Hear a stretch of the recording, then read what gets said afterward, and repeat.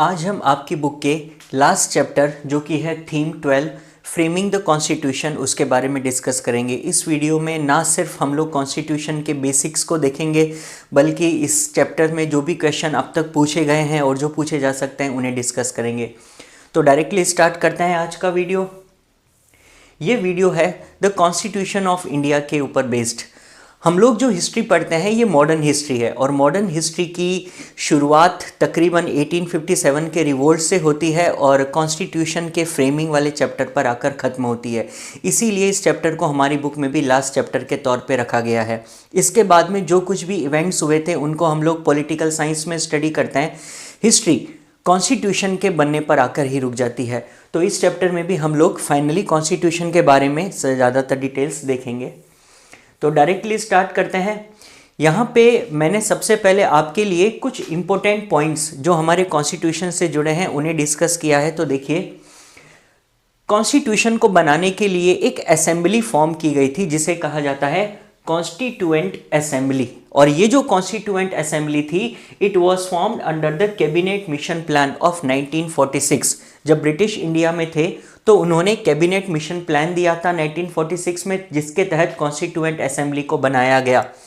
Members were not directly elected by the people, they were chosen bye provincial legislative assemblies. यानी कि constituent assembly में constitution बनाने का काम जिन मेंबर्स को सौंपा गया था वो मेंबर्स लोगों के द्वारा इलेक्टेड नहीं थे। उन्हें कैसे चुना गया था? उससे कुछ टाइम पहले जो प्रोविंशियल इलेक्शंस हुए थे उनमें बनी थी प्रोविंशियल लेजिस्लेटिव असेंबलीज। उन प्रोविंशियल लेजिस्लेटिव असेंबली के अंदर से ही कुछ मेंबर्स को चुना गया और उन्हें कॉन्स्टिट्यूएंट असेंबली में बैठने को कहा गया और फिर उन्होंने आगे कॉन्स्टिट्यूशन बनाने का काम करा। तो अभी तक आपको इंपॉर्टेंट चीज़ ये याद रखनी है कि कॉन्स्टिट्यूएंट असेंबली वो बॉडी थी जिसको कॉन्स्टिट्यूशन बनाने की जिम्मेदारी दी गई और ये कॉन्स्टिट्यूएंट असेंबली लोगों के द्वारा इलेक्टेड नहीं थी बल्कि इसे तो प्रोविंशियल लेजिस्लेटिव असेंबली के अंदर से चुना गया था। नेक्स्ट, ये जो कॉन्स्टिट्यूएंट असेंबली थी इन्होंने कॉन्स्टिट्यूशन बनाने का काम स्टार्ट किया 9 दिसंबर 1946 को। यानी अभी तक इंडिया आज़ाद भी नहीं हुआ है। इंडिया के इंडिपेंडेंट होने से पहले ही 9 दिसंबर को ही कॉन्स्टिट्यूएंट असेंबली की पहली मीटिंग बुलाई गई थी और उस मीटिंग के अंदर डॉक्टर सच्चिदानंद सिन्हा ये टेम्पररी प्रेसिडेंट चुने गए थे। खैर, डॉक्टर सच्चिदानंद सिन्हा के बाद में later on doctor Rajendra Prasad को परमानेंट प्रेसिडेंट इंडिया का घोषित कर दिया गया और वो कॉन्स्टिट्यूएंट असेंबली में भी प्रेसिडेंट की भूमिका निभाते रहे। इसके बाद में राइटिंग ऑफ द कॉन्स्टिट्यूशन कब शुरू हुई? तो कॉन्स्टिट्यूशन की ड्राफ्टिंग का काम 13 दिसंबर 1946 को फाइनली स्टार्ट हुआ था। आप खुद देखिए, 9 दिसंबर को पहली मीटिंग हुई और उसके कुछ ही दिन बाद 13 दिसंबर को कॉन्स्टिट्यूशन की ड्राफ्टिंग का काम भी शुरू हो गया और जवाहरलाल नेहरू ने इसी दिन ऑब्जेक्टिव्स रेजोल्यूशन दिया था। ये क्या है? This resolution letter became the preamble of the constitution. हमारा कॉन्स्टिट्यूशन क्या होगा, उसके बेसिक फीचर्स क्या होंगे, ये नेहरू ने ऑब्जेक्टिव रेजोल्यूशन में बताया था और बाद में हमने अपने कॉन्स्टिट्यूशन का प्रीएम्बल भी इसी को चुन लिया। फिर इसके बाद में ये जो ड्राफ्टिंग कमेटी थी जो कॉन्स्टिट्यूशन को ड्राफ्ट करने का काम करेगी, इसे 29 अगस्त 1947 को फॉर्म किया गया और इस ड्राफ्टिंग कमेटी के चेयरमैन चुने गए डॉक्टर BR अम्बेडकर, जिनको architect of the Indian constitution भी कहा जाता है। तो आपको कभी एक स्मॉल क्वेश्चन ये भी पूछा जा सकता है शॉर्ट में कि who was known as the architect of the Indian constitution, जिसका आंसर होगा डॉक्टर BR अम्बेडकर। इसके बाद में बात करते हैं कि इस कॉन्स्टिट्यूशन को बनाने में टोटल हमें कितना वक्त लगा था। तो कॉन्स्टिट्यूशन को बनने में 2 years 11 months and 18 days लगे थे। 2 साल 11 महीने 18 दिन। और ये काम दिसंबर 1946 से लेकर नवंबर 1949 तक तकरीबन 3 साल तक कंटिन्यू चलता रहा। तो हम ये कह सकते हैं कि Indian constitution took much longer than American constitution. America जो कि एक बहुत पहले ही डेमोक्रेटिक कंट्री बन चुका था, उसको बनने में भी तकरीबन 4 महीने लगे थे। अमेरिका का कॉन्स्टिट्यूशन 4 months में लिख लिया गया था, लेकिन इंडिया के कॉन्स्टिट्यूशन को बनने में तकरीबन 3 साल लगे। अब कितने सेशंस और कितनी मीटिंग्स हुई थी? तो टोटल 11 सेशंस कॉन्स्टिट्यूएंट असेंबली के हेल्ड हुए और असेंबली टोटल 165 डेज के लिए मीट करती रही, यानी कि 165 डेज में ये असेंबली बैठी और इन्होंने इन दिनों में सारे ड्राफ्ट को क्लॉज बाय क्लॉज डिस्कस किया। 165 में से 114 डेज तो केवल क्लॉज के डिस्कशंस पर लग गए। फिर इसके बाद में बात करते हैं इसको अडॉप्ट कब किया गया। जब कॉन्स्टिट्यूशन बनकर रेडी हो गया तो हमने इसको 26 नवंबर 1949 को अडॉप्ट कर लिया। मतलब कि सभी जो मेंबर्स कॉन्स्टिट्यूएंट असेंबली में थे उन्होंने इसको अडॉप्ट कर लिया कि हाँ ये कॉन्स्टिट्यूशन हमने बनाया है और आज से इंडिया की गाइडिंग फोर्स ये कॉन्स्टिट्यूशन रहेगा। तो 26 नवंबर को कॉन्स्टिट्यूशन अडॉप्ट हुआ था, अभी फोर्स में नहीं आया है, अडॉप्ट हुआ था। और इसीलिए 26 नवंबर को कॉन्स्टिट्यूशन डे यानी कि संविधान दिवस मनाया जाता है। फिर इसके बाद में बात करते हैं डेट ऑफ साइनिंग की। फिर उसके बाद में थोड़ा सा वक्त बीता और कॉन्स्टिट्यूएंट असेंबली के जितने भी मेंबर्स थे उन्होंने इस कॉन्स्टिट्यूशन को 24 जनवरी 1950 को साइन किया। और जैसे ही उन्होंने साइन किया, साइन होने के बाद में ये कॉन्स्टिट्यूशन फाइनलाइज हो गया और इसी दिन डॉक्टर राजेंद्र प्रसाद को इंडिया का फर्स्ट प्रेसिडेंट ऑफ इंडिया भी चुन लिया गया। अभी तक वो केवल कॉन्स्टिट्यूएंट असेंबली के प्रेसिडेंट के तौर पे थे, लेकिन अब वो इंडिया के फर्स्ट एक्टिंग प्रेसिडेंट के तौर पर काम करेंगे। और जब ये सारा कुछ हो गया तो फाइनली 2 ही दिन बाद में 24 को साइन हुआ। 26 जनवरी 1950 को इंडिया का कॉन्स्टिट्यूशन केम इनटू फोर्स, यानी कि उसे लोगों पर लागू कर दिया गया। तो इस दिन के बाद से पूरे इंडिया को कॉन्स्टिट्यूशन के बेस पर ही चलाया जाना तय हुआ। अब यही डेट क्यों चुनी गई?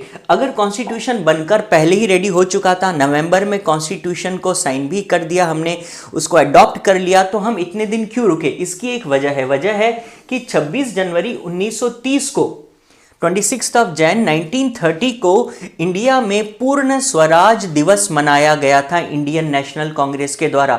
इस दिन कांग्रेस ने घोषित कर दिया था कि हम ब्रिटिश से इंडिपेंडेंट हो चुके हैं। नहीं हुए थे, लेकिन सिंबॉलिक तौर पर हमने 26 जनवरी 1930 को अपना पहला इंडिपेंडेंस डे सेलिब्रेट कर लिया था, even though British were in India. तो हमने इसी दिन को और यादगार बनाने के लिए 26 जनवरी को ही कॉन्स्टिट्यूशन को लागू किया और उसी दिन से ये बन गया हमारा republic day. That is why 26 जनवरी को ही रिपब्लिक डे हम लोग सेलिब्रेट करते हैं। और इस कॉन्स्टिट्यूशन को बनाने में हमने कौन से कॉन्स्टिट्यूशंस को रेफर किया है? बहुत सारे कॉन्स्टिट्यूशंस थे। कुछ इंपॉर्टेंट बात करें तो एक तो है ब्रिटिश कॉन्स्टिट्यूशन, हमने यहां से पार्लियामेंट्री सिस्टम ऑफ इंडिया बोरो किया। फिर यूएस के कॉन्स्टिट्यूशन से हमने फंडामेंटल राइट्स बोरो किए और आयरिश कॉन्स्टिट्यूशन से हमने डायरेक्टिव प्रिंसिपल्स बोरो किए। तो इस प्रकार इंडिया के कॉन्स्टिट्यूशन को बनाने में हमने दुनिया में उस वक्त जितने भी मोर कॉमन पॉपुलर कॉन्स्टिट्यूशंस थे उनको हमने रेफर किया और उनकी अच्छी चीज़ें अपने कॉन्स्टिट्यूशन में शामिल करी। जो इंडिया का ओरिजिनल कॉन्स्टिट्यूशन है वो हैंड रिटन है, यानी कि वो हाथ से लिखा गया था। और इसकी कैलीग्राफी किसने करी थी? ये थे प्रेम बिहारी नारायण रायजादा। ये बहुत सारे कंपटीशन एग्जाम्स में पूछा जाता है कि इंडियन कॉन्स्टिट्यूशन को हाथ से किसने लिखा, कौन इसके कैलीग्राफर थे? तो आंसर होता है प्रेम बिहारी नारायण रायजादा। और इसको हिंदी और इंग्लिश दोनों लैंग्वेज में लिखा गया था। तो ये कॉन्स्टिट्यूशन के बेसिक पॉइंट्स थे। अब ये बेसिक पॉइंट्स पूरे हो जाने के बाद में हम लोग डायरेक्ट इस चैप्टर को पढ़ना स्टार्ट कर सकते हैं।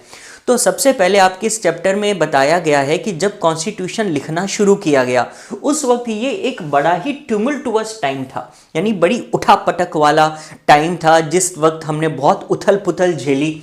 तो political background of constituent assembly, अब एक तरफ तो कॉन्स्टिट्यूएंट असेंबली लगातार काम कर रही है इंडिया का कॉन्स्टिट्यूशन लिखने में, और वहीं दूसरी ओर बाहर बहुत सारी ऐसे डेवलपमेंट्स हो रहे थे जो बहुत डिस्टर्बिंग थे। कॉन्स्टिट्यूएंट असेंबली के बैठने से पहले भी और कॉन्स्टिट्यूएंट असेंबली के काम करने के दौरान भी इंडिया में कई ऐसे इवेंट्स हुए जिनका काफ़ी असर असेंबली पर पड़ा। जैसे एग्जाम्पल के तौर पे हमने अभी क्विट इंडिया स्ट्रगल देखा था जो 1942 में हुआ। फिर उसके बाद में आईएनए और सुभाष चंद्र बोस और आईएनए के ट्रायल्स देखे थे। ये सुभाष चंद्र बोस ने अपनी खुद की एक आर्म्ड स्ट्रगल के लिए आर्मी बनाई थी आईएनए, उसके बारे में हमने उसके ट्रायल्स देखे। फिर रॉयल इंडियन नेवी जो कि बॉम्बे में स्टेशन थी, हमने उनकी म्यूटिनी देखी, the mutiny of RIN, royal Indian navy, वो भी देखी। इसके अलावा मास प्रोटेस्ट हुए वर्कर्स के और पीजेंट्स के पूरे कंट्री में। 1940s का पूरा दशक ऐसे ही चलता रहा। और फिर हुए द ग्रेट कलकत्ता किलिंग्स, जिसको हम लोग डायरेक्ट एक्शन डे भी कहते हैं, जो मोहम्मद अली जिन्ना ने कॉल किया था, और उनके कॉल करने के बाद में अगस्त 1946 को इतना हंगामा हुआ कलकत्ता में, और फिर वो प्रोटेस्ट, वो राइट्स पूरे इंडिया में फैलते चले गए।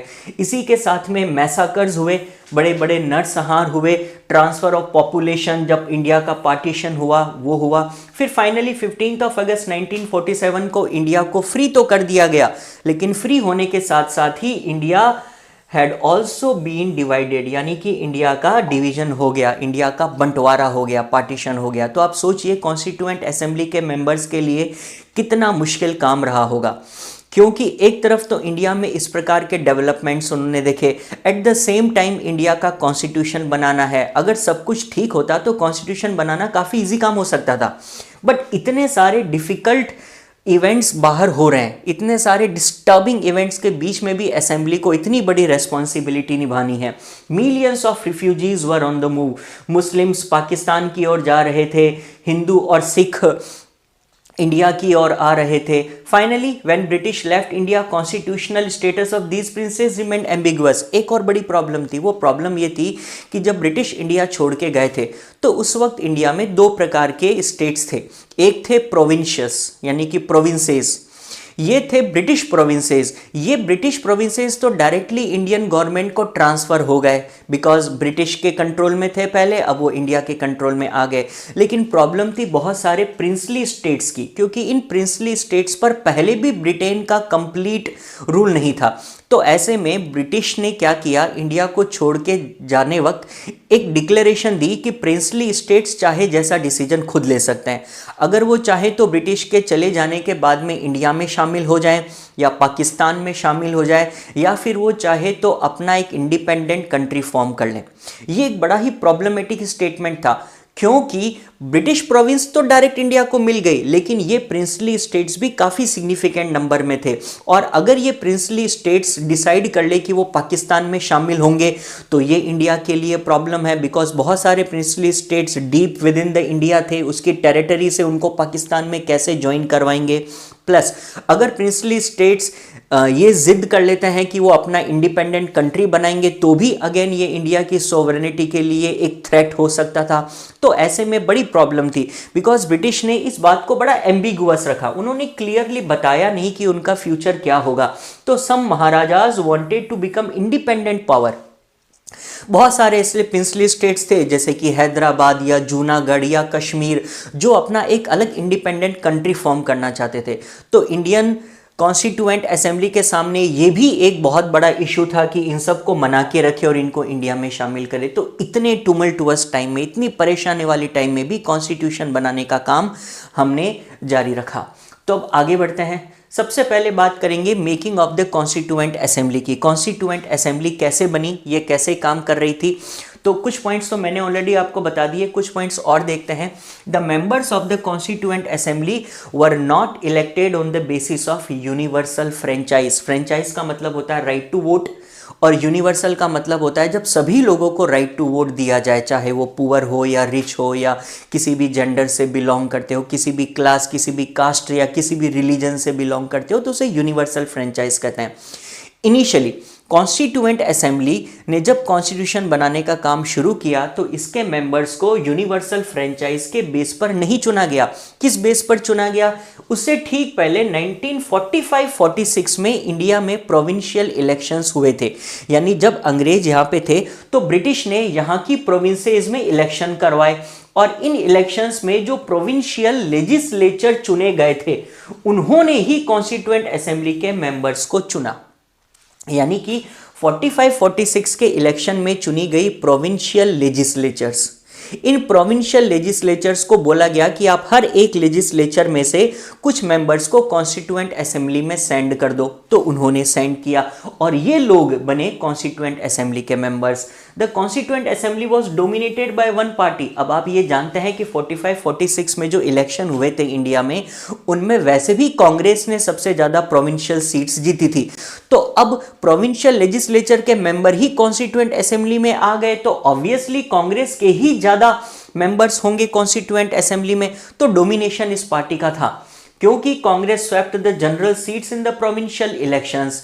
अब वैसे देखा जाए तो उस इलेक्शंस में मुस्लिम लीग ने भी रिजर्व्ड मुस्लिम सीट्स जीती थी, यानी कि मुस्लिम लीग के भी बहुत सारे मेंबर कॉन्स्टिट्यूएंट असेंबली में हो सकते थे, लेकिन नहीं हुए। क्यों? क्योंकि मुस्लिम लीग ने इसका बॉयकॉट कर दिया। उन्होंने बोला कि हम कॉन्स्टिट्यूएंट असेंबली क्यों ज्वाइन करें, और वो भी इंडिया की। हमें तो वैसे भी अलग पाकिस्तान बनाना है, तो कॉन्स्टिट्यूएंट असेंबली हम पाकिस्तान में बनाएंगे और पाकिस्तान के लिए कॉन्स्टिट्यूशन बनेगा।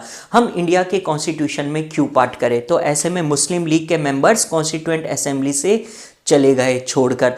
तो ऐसे में अब केवल कॉन्स्टिट्यूएंट असेंबली में मोस्ट ऑफ द मेंबर्स केवल कांग्रेस से बचे, क्योंकि मुस्लिम लीग तो बॉयकॉट कर चुकी थी। ऐसा नहीं है कि केवल कांग्रेस थी, क्योंकि कुछ सोशलिस्ट मेंबर्स भी थे। वो पहले तो ज्वाइन नहीं करना चाहते थे कॉन्स्टिट्यूएंट असेंबली को, क्योंकि उनको लगता था कि कॉन्स्टिट्यूएंट असेंबली ब्रिटिश के प्लान के अकॉर्डिंग बनी है।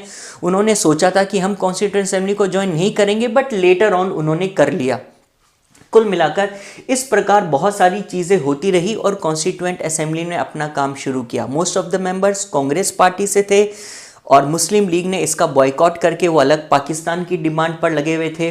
तो ऐसे में ये काम चलता रहा। बहुत सारे डिमांड्स लगातार असेंबली के अंदर आती रही, कभी लिंग्विस्टिक माइनॉरिटीज़, कभी रिलीजियस माइनॉरिटीज़ की, कभी दलित्स की। वो सारे इतने डिफ़िकल्ट टाइम में ये असेंबली काम कर रही थी। तो ये एक्चुअली हम समझ सकते हैं कि it was not an easy task at all. इतना मुश्किल काम था, लेकिन उन्होंने फिर भी इस काम को पूरा किया। अब हम आगे की ओर बढ़ते हैं। नेक्स्ट, यहाँ से आपका बेसिकली चैप्टर स्टार्ट होता है। यहाँ पे इसके मेजर क्वेश्चंस हैं। तो सबसे पहले आता है the dominant voices in the constituent assembly. यहाँ से आपको क्वेश्चंस बनने की काफ़ी संभावना रहेगी। तो देखिए ये क्या है। कॉन्स्टिट्यूएंट असेंबली में ओवरऑल 300 मेंबर्स थे और इन 300 मेंबर्स में से केवल 6 ऐसे मेंबर्स थे जो सबसे ज़्यादा इंपॉर्टेंट रोल प्ले कर रहे थे। तो उन मेंबर्स के बारे में आपको पूछा जा सकता है। अब ये मेंबर्स कौन थे ये हमें समझना है। इनमें से सबसे पहले मेंबर थे जवाहरलाल नेहरू। ओके, अब ये जवाहरलाल नेहरू के बारे में तो आप ऑलरेडी जानते हैं। ऑब्वियसली वो one of the most important personality रहे हैं इसको बनाने में। तो फर्स्ट थे Jawaharlal Nehru. He moved the crucial objectives resolution and the resolution proposing the national flag of India. Jawaharlal Nehru का क्या काम था असेंबली में? इन्होंने ऑब्जेक्टिव रेजोल्यूशन दिया और नेशनल फ्लैग ऑफ इंडिया को लेकर भी रेजोल्यूशन प्रपोज किया। सेकेंड इंपॉर्टेंट पर्सनैलिटी थे Vallabh bhai Patel. He work mostly behind the scenes playing a key role in drafting of several reports. बहुत सारी रिपोर्ट्स की ड्राफ्टिंग वल्लभ भाई पटेल ने करवाई थी। इसके अलावा जब भी असेंबली में ओपोजिंग पॉइंट्स ऑफ व्यूज आते थे, लोग अपनी अलग अलग राय सलाह रखते थे, तो उन लोगों को आपस में कंसाइल करने का भी काम वल्लभ भाई पटेल करते थे। थर्ड इंपॉर्टेंट पर्सनैलिटी थी डॉक्टर राजेंद्र प्रसाद। ये प्रेसिडेंट थे असेंबली के। To steer the discussion along constructive lines while making sure all members had a chance to speak. इनका काम था कि असेंबली में डिस्कशंस को इधर उधर भटकने ना दे, उनको स्टीयर करते रहे, उनको एक प्रॉपर डायरेक्शन में रखें और साथ ही साथ वो ये इंश्योर करते थे कि सभी मेंबर्स को बोलने का मौका मिले। तो ये 3 पर्सनैलिटीज़ तो सबसे इंपॉर्टेंट हो गई, जवाहरलाल नेहरू, वल्लभ भाई पटेल और राजेंद्र प्रसाद। इसके अलावा अगली पर्सनैलिटी जो बहुत इंपॉर्टेंट थी वो थे doctor BR Ambedkar. He was a lawyer. वो एक लॉयर थे, इकोनॉमिस्ट थे, जिन्होंने chairman of the drafting committee का भी रोल निभाया था। याद रखना ये इंपॉर्टेंट क्वेश्चन, आपको डायरेक्टली ये भी पूछा जा सकता है, who was the chairman of the drafting committee of constitution? तो आंसर होगा BR अम्बेडकर। इसके अलावा उन्होंने बाद में इंडिया में यूनियन कैबिनेट ज्वाइन करी थी एज लॉ मिनिस्टर। और नेक्स्ट जो पर्सन थे वो थे KM मुंशी। KM मुंशी कौन थे? Serving with BR Ambedkar, lawyer KM Munshi from Gujarat. ये गुजरात से बिलोंग करने वाले एक लॉयर थे जिन्होंने ड्राफ्टिंग पर अपने क्रूशियल इनपुट्स दिए थे। और फिर अगली पर्सनैलिटी थी ए.के. अय्यर। ए.के. अय्यर भी एक लॉयर थे जिन्होंने बी.आर. अम्बेडकर को सर्व किया था, इनके साथ काम किया था। ये मद्रास से थे और इन्होंने भी ड्राफ्टिंग पर अपने इंपॉर्टेंट इनपुट्स दिए थे। तो ये 6 पर्सनैलिटीज को तो हम मोस्ट इंपॉर्टेंट की कैटेगरी में लेते हैं, Jawaharlal Nehru, Patel, Rajendra Prasad, B R. Ambedkar, K M. Munshi and A K. Ayyar. इसके अलावा भी 2 और इंपॉर्टेंट मेंबर्स रहे हैं जिनका जिक्र किया गया है, जिनमें से एक थे बी.एन. राव और एक थे एस.एन. मुखर्जी। बी.एन. राव कौन थे? Constitutional adviser to the government of India. ये कॉन्स्टिट्यूशनल एडवाइजर थे और इन्होंने बहुत सारे बैकग्राउंड पेपर्स प्रिपेयर किए थे। बाकी दूसरे कंट्रीज में क्या क्या पॉलिटिकल सिस्टम चल रहा है उनको क्लोजली स्टडी किया और फिर इंडिया के लिए अपनी एडवाइस दी। ये काम किया था बी.एन. राव ने। और फिर थे एस.एन. मुखर्जी, ये चीफ ड्राफ्ट्समैन थे और इनकी एक खासियत ये थी कि ये लीगल लैंग्वेज को, जो बड़ी कॉम्प्लेक्स होती है लीगल लैंग्वेज, उसको भी बड़ा इजीली पुट कर पाते थे। तो ऐसे में बी.एन. राव और एस.एन. मुखर्जी का भी काफ़ी कॉन्स्टिट्यूशन को बनाने में योगदान रहा है। तो ये हो गए आपके बेसिकली सारे के सारे इंपॉर्टेंट पर्सनैलिटीज़। अब इसके बाद में नेक्स्ट हम लोग आगे बढ़ेंगे और चलते हैं नेक्स्ट क्वेश्चन की ओर। और ये क्वेश्चन है ऑब्जेक्टिव्स रेजोल्यूशन। अब देखिए ऑब्जेक्टिव रेजोल्यूशन जो है ये तो हम जानते हैं कि ये नेहरू ने दिया था। ये बेसिकली है क्या? The objective resolution introduced by Pandit Jawaharlal Nehru on December 13th 1946 served as the guiding principal for the drafting of Indian constitution. देखिए इंडिया का कॉन्स्टिट्यूशन जब बनाया जाएगा तो उसमें क्या बेसिक प्रिंसिपल्स होंगे। अगर आपको ये नहीं मालूम तो आप कॉन्स्टिट्यूशन कैसे बनाओगे? तो नेहरू ने उनको सबसे पहले एक ओवरऑल आइडिया दिया कि हमारा कॉन्स्टिट्यूशन किन शर्तों पर बनना चाहिए। जैसे कोई मूवी बनती है ना, तो उस मूवी में सबसे पहले हम लोग ये डिसाइड करते हैं कि मूवी का जॉनरे क्या होगा। वो हॉरर होगी, कॉमेडी होगी, रोमांटिक होगी, थ्रिलर होगी। तो ठीक इसी प्रकार अब ये तो मूवी के केस में भी हमें पहले स्क्रिप्ट डिसाइड करनी पड़ती है, तो ये तो पूरा कॉन्स्टिट्यूशन है। तो कॉन्स्टिट्यूशन में ये डिसाइड करना जरूरी था कि कॉन्स्टिट्यूशन के बेसिक प्रिंसिपल्स क्या होंगे। हम कॉन्स्टिट्यूशन में जो भी आर्टिकल इंट्रोड्यूस करेंगे, जो भी क्लॉज लिखेंगे, उन क्लॉज के लिए एक बेसिक प्रिंसिपल तय करना जरूरी था। ये काम पंडित नेहरू ने किया। उन्होंने कॉन्स्टिट्यूशन में सबसे पहले यह बताया था कि कॉन्स्टिट्यूशन एक सोवरेन, इंडिपेंडेंट और डेमोक्रेटिक रिपब्लिक को ध्यान में रखते हुए बनाया जाएगा। यानी कि नेहरू ने ऑब्जेक्टिव रेजोल्यूशन के दौरान ही यह बता दिया था कि कॉन्स्टिट्यूशन का बेसिक प्रिंसिपल क्या होगा कि वो सोवरेन रहेगा, इंडिपेंडेंट और डेमोक्रेटिक रिपब्लिक के हिसाब से बनाया जाएगा। और इंडिया के कॉन्स्टिट्यूशन में ये 3 चीजें नजर आनी चाहिए: justice, equality and liberty for all it's citizens. तो ये चीजें बताई तभी तो फिर हम लोग आगे बढ़ पाए। नेहरू ने जब ये चीजें बताई कि पूरा कॉन्स्टिट्यूशन इस लाइन पर बनना चाहिए, तभी फिर ये काम आगे हुआ। अब ऑब्जेक्टिव रेजोल्यूशन में था क्या बेसिकली, तो यहां पर आपको एक बड़ा इंपॉर्टेंट क्वेश्चन बन सकता है। ये इस बार के बोर्ड एग्जाम्स में भी आने की काफी पॉसिबिलिटी है। What were the ideals expressed in the objective resolutions? तो देखिए, Jawaharlal Nehru presented the objective resolution in the Constituent Assembly on 13th of December 1946. It gave a brief account of the ideals and objectives. हमारे constitution के आदर्श क्या होंगे, उसका लक्ष्य क्या होगा अचीव करना, वो ऑब्जेक्टिव रेजोल्यूशन में था। इसमें क्या क्या चीजें बताई गई थी? फर्स्ट, इसी रेजोल्यूशन में कहा गया था कि India was declared an independent sovereign Republic. यानी कि हम कॉन्स्टिट्यूशन एक ऐसे कंट्री के लिए लिखेंगे जो इंडिपेंडेंट होगा, सोवरेन होगा, उसमें संप्रभुता होगी और वो एक रिपब्लिक कंट्री होगा। फिर justice, equality and fraternity were assured to all the citizens of India. सभी सिटीजन्स को जस्टिस मिलेगा, इक्वालिटी मिलेगी और फ्रेटर्निटी से रहेंगे। फिर adequate safeguards were provided to minorities. Country में जो माइनॉरिटीज है, जो अल्पसंख्यक समुदाय है, उनके लिए भी पूरे सेफगार्ड्स होंगे, उनका भी वेलबींग होगा। सभी बैकवर्ड और डिप्रेस्ड क्लासेस का ध्यान रखा जाएगा कॉन्स्टिट्यूशन में। It was made an objective that India would combine the liberal ideas of democracy with the socialist idea of economic justice.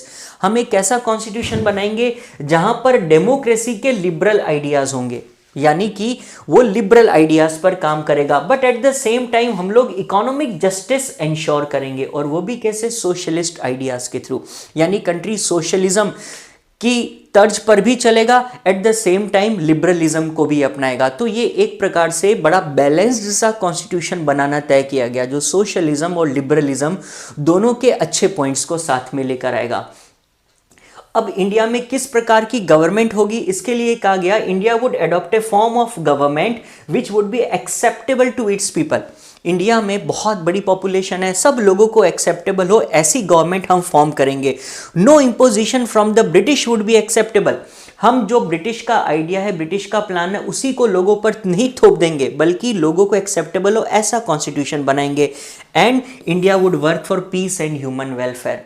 हम एश्योर करेंगे कि यहाँ पर शांति बनी रहे और लोगों के वेलफेयर कल्याण के लिए काम हो। तो ये थे ऑब्जेक्टिव रेजोल्यूशन के आइडियल्स। अब नेहरू ने बोला कि आपको सब आइडियल्स समझ में आ गए, अब आप इस लाइन पर कॉन्स्टिट्यूशन बनाना स्टार्ट कर सकते हो। और बाद में यही ऑब्जेक्टिव रेजोल्यूशन आगे जाके प्रियम्बल का पार्ट बन गया था हमारे। अब चलते हैं नेक्स्ट क्वेश्चन की ओर। अब इस नेक्स्ट क्वेश्चन में कहा गया है, यहां पर देखिए नेहरू की एक स्पीच का हम लोग डिस्कशन करेंगे। अब ये स्पीच क्या है, इस स्पीच में कहा गया है we are not going just to copy, यानी कि नेहरू ने ऑब्जेक्टिव रेजोल्यूशन दिया था, उसी के साथ में एक बड़ी फेमस स्पीच दी थी जिसमें उन्होंने कहा था कि इस कॉन्स्टिट्यूशन को लिखने के लिए ऐसा नहीं है कि हम लोग सिर्फ कॉपी करने वाले हैं, ऐसा नहीं है कि हम दूसरे कॉन्स्टिट्यूशंस को स्टडी करेंगे और उनके बेस पर बस ऐसे ही अपना कॉन्स्टिट्यूशन लिख देंगे। तो नेहरू ने अपनी स्पीच में कहा, Nehru placed the Indian constitution in a broad historical perspective. उन्होंने एक बात कही थी, उन्होंने कहा my mind goes back to the historic efforts, यानी कि नेहरू अपनी स्पीच में कहते हैं कि आज जब मैं ऑब्जेक्टिव रेजोल्यूशंस दे रहा हूं तो मेरा माइंड अपने हिस्टोरिकल पर्सपेक्टिव की ओर जाता है, जहां पर मैंने बहुत सारे बड़े इवेंट्स को होते देखा है। जैसे एग्जाम्पल के तौर पे उन्होंने अपनी स्पीच में अमेरिकन कॉन्स्टिट्यूशन का जिक्र किया, जिससे द ग्रेट अमेरिकन नेशन बना। उन्होंने फ्रेंच रेवोल्यूशन का जिक्र किया, जिसमें oath of the tennis court होती है। उन्होंने रशियन रेवोल्यूशन का जिक्र किया, जिससे यूएसएसआर यानी कि union of the Soviet socialist republics बना। तो उन्होंने कहा कि आज मेरा दिमाग जाता है, my mind goes back to these events. मैं इन इवेंट्स को होते हुए जब अपने माइंड में देखता हूँ तो मैं लगता है कि इंडिया में भी हमें ऐसे ही आइडियल्स को फॉलो करना चाहिए।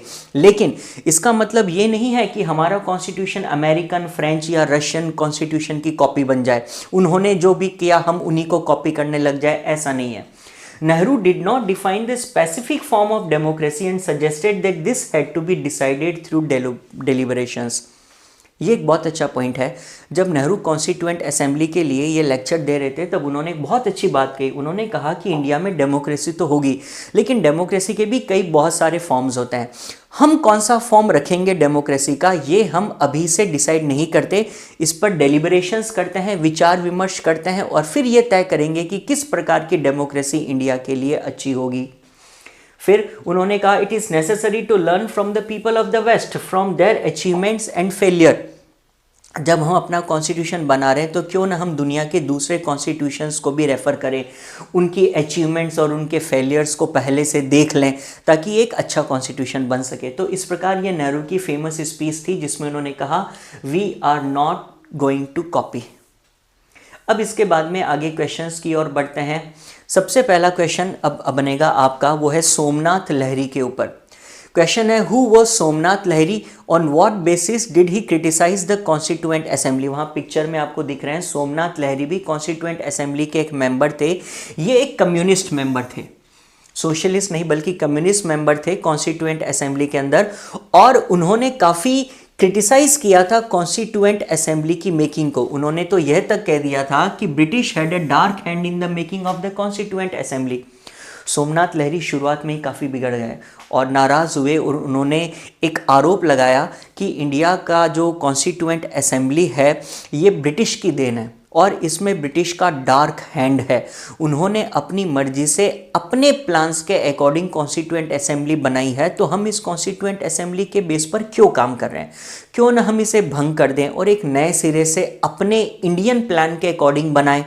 तो ऐसे में वो कॉन्स्टिट्यूएंट असेंबली का ब्रिटिश का जो तरीका था वो उसके अगेंस्ट थे अब देखिए आंसर क्या कहता है। Somnath Lahiri was a communist member in the constituent assembly. He said that he saw the dark hand of British imperialism hanging over the deliberations of the constituent assembly.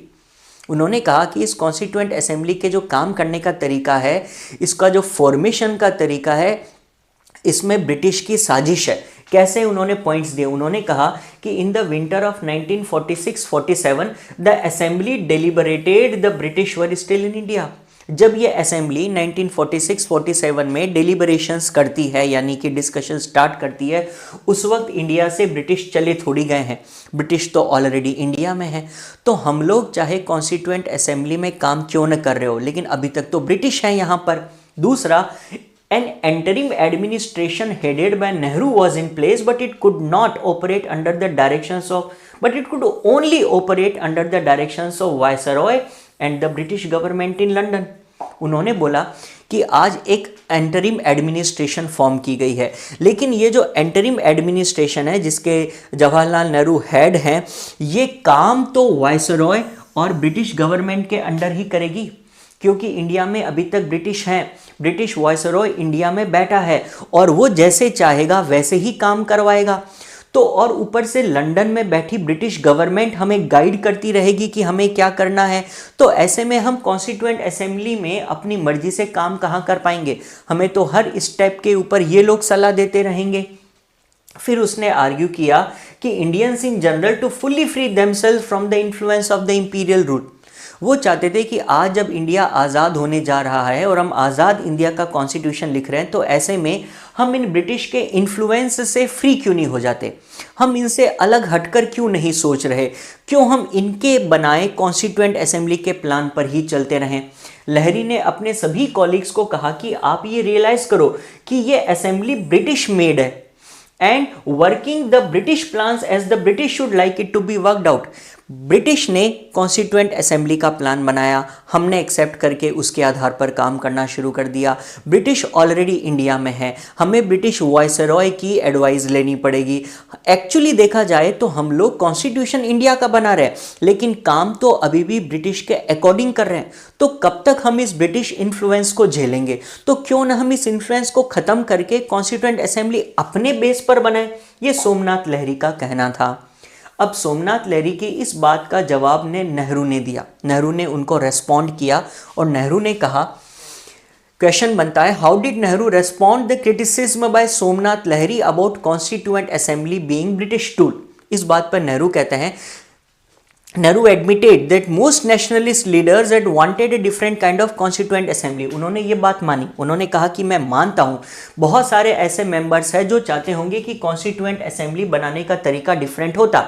British government had a hand in its birth. वो ये भी मानते हैं कि constituent assembly को बनाने में British government का काफ़ी हाथ है and it had attached certain conditions with in which the assembly had to function. ऊपर से ब्रिटिश ने हम पर कई शर्तें भी आरोपित कर दी है, उन्होंने हम पर कई शर्तें लाद दी, उन्होंने हमें बताया कि आपको इन कंडीशंस के तहत काम करना पड़ेगा। लेकिन नेहरू कहता है कि चलो मैं मान भी लेता हूं कि इसमें ब्रिटिश हैंड है, तो भी उसके बावजूद हम ये क्यों इग्नोर कर रहे हैं कि हमें कॉन्स्टिट्यूशन बनाने की असली स्ट्रेंथ कहां से मिल रही है, विल ऑफ द पीपल से। ब्रिटिश कॉन्स्टिट्यूएंट असेंबली बनाने का प्लान दे सकते हैं, लेकिन काम तो हमें हमारे इंडियंस की विल यानी उनकी इच्छा पर करना है। हमारी असली ताकत हमें हमारे लोगों के विश्वास से मिलती है, ना कि इन ब्रिटिश से। Nehru said governments are in fact the expression of the will of the people. Country के लोग क्या चाहते हैं, गवर्नमेंट उसी फैक्ट पर काम करती है। We have met here today because the strength of the people behind us and we shall go as far as the people not of any party और group but the people as a whole shall wish us to go. भले ही assembly को form British ने करवाया, लेकिन हम आज काम कैसे कर रहे हैं, हम किस आधार पर चल रहे हैं, हम कहां तक जाएंगे, ये सब तो ताकत हमें पीपल से मिलनी है ना, पीपल एज ए वॉल। क्या फ़र्क पड़ता है कि असेंबली बनाने का प्लान ब्रिटिश ने दिया, काम तो हम लोग अपने लोगों के लिए कर रहे हैं। काम तो इंडियन लोगों की विल के अकॉर्डिंग हो रहा है, और हमारी असली ताकत ब्रिटिश नहीं है, हमारी असली ताकत है हमारी कंट्री के लोग जो हमें गाइड कर रहे हैं, इंस्पायर कर रहे हैं इस कॉन्स्टिट्यूशन को बनाने के लिए। तो इसीलिए नेहरू का कहना था कि इस बात से फर्क नहीं पड़ना चाहिए कि ये असेंबली किसने बनाई, फर्क इस बात से पड़ना चाहिए कि असेंबली को बनाने से जो कॉन्स्टिट्यूशन बनेगा उससे फायदा किसका हो रहा है, आवर पीपल। तो इसीलिए हम इसी कॉन्स्टिट्यूएंट असेंबली को कंटिन्यू करेंगे, ऐसा नेहरू का कहना था। नेहरू ने देखिए एक चीज़ और बोली, उन्होंने कहा कि ये जो कॉन्स्टिट्यूएंट असेंबली है ये क्या करेगी, it will express the aspirations of the people, यानी कि लोगों की इच्छाओं के अकॉर्डिंग चलेगी। किन लोगों की इच्छाओं के अकॉर्डिंग चलेगी, जिन्होंने कंट्री के फ्रीडम मूवमेंट में पार्टिसिपेट किया था। आज ये जो कंट्री इंडिपेंडेंट होने जा रहा है, इस कंट्री को बनाने में बहुत सारे लोगों का योगदान है। बहुत सारे ऐसे फ्रीडम फाइटर्स थे जिन्होंने डेमोक्रेसी, इक्वालिटी और जस्टिस जैसे आइडियल्स हमें दिए। उन्होंने हमें दिया सोशल जस्टिस। सोशल जस्टिस का मतलब कई ऐसे सोशल रिफॉर्मर्स हुए 19th सेंचुरी में जिन्होंने चाइल्ड मैरिज को अपोज किया, जिन्होंने विडो री मैरिज की डिमांड करी, जिन्होंने सोशल जस्टिस को माना, जैसे कि स्वामी विवेकानंद या फिर राजा राम मोहन रॉय जैसे लोग, वो सोशल जस्टिस को चाहते थे। हम इस सोशल जस्टिस के लिए काम करेंगे। कई ऐसे लोग हुए जो इकोनॉमिक जस्टिस को चाहते थे, जैसे कि ज्योतिबा फुले इन महाराष्ट्र, उन्होंने डिप्रेस्ड कास्ट के लिए इतनी फाइट करी। कम्युनिस्ट और सोशलिस्ट जिन्होंने पीजेंट्स के लिए फाइट करी, ये लोग इकोनॉमिक जस्टिस चाहते थे, हम उसके लिए काम करेंगे। बहुत सारे लोग थे जो पॉलिटिकल जस्टिस चाहते थे, जैसे नेशनल मूवमेंट ये जो हुआ था उसमें हमने justice for citizens, rights, equality, इनकी डिमांड करी। हम इन सब डिमांड्स को पूरा करेंगे।